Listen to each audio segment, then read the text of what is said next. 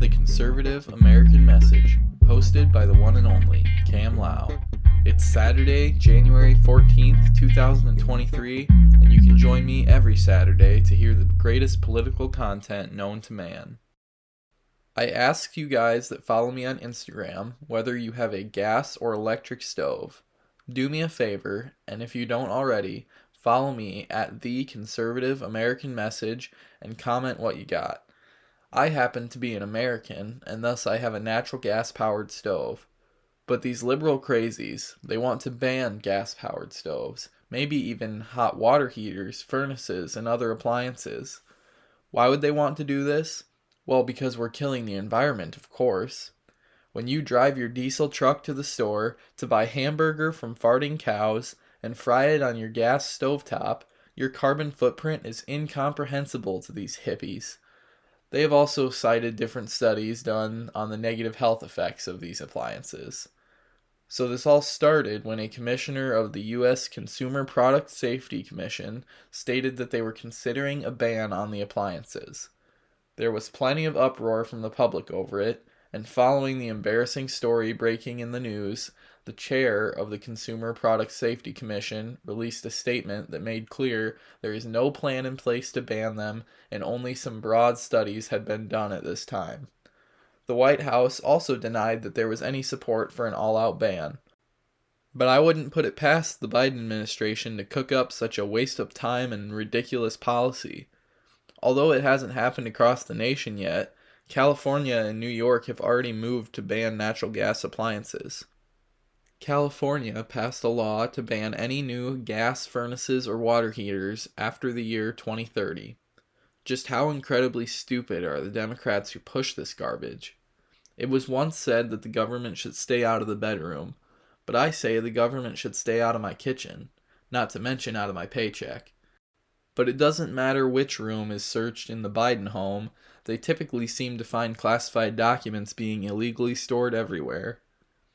It was discovered that several classified documents from back in the Obama administration, back when old Joe was the vice president, were still in his possession. His lawyers believe that they have now turned over all these documents to the Justice Department. Now, if this sounds a little bit familiar, you might be wondering why the FBI isn't going to be raiding Biden's house. Because that's exactly what happened to Trump. When he had classified documents at his home, there was no benefit of the doubt. The FBI took over Mar-a-Lago. And Biden slammed him for it. This is Biden on 60 Minutes. When you saw the photograph of the top secret documents laid out on the floor at Mar-a-Lago, what did you think to yourself, looking at that image? How that could possibly happen. How anyone could be that irresponsible. And I thought, what data was in there that may compromise sources and methods? By that I mean names of people who helped, or etc. And it's just totally irresponsible.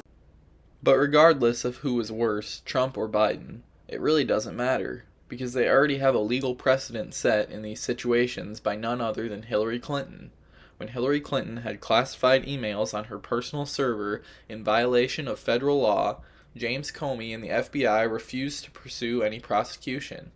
And unlike Trump and Biden, who cooperated with investigators, Clinton's aides reportedly smashed devices with hammers to destroy any and all evidence of her wrongdoing.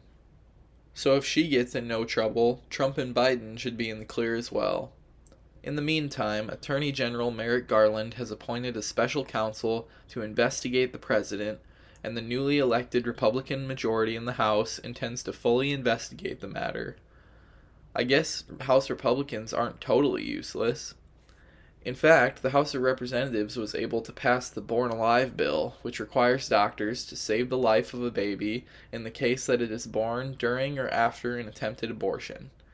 Now, you have got to believe that this is common sense.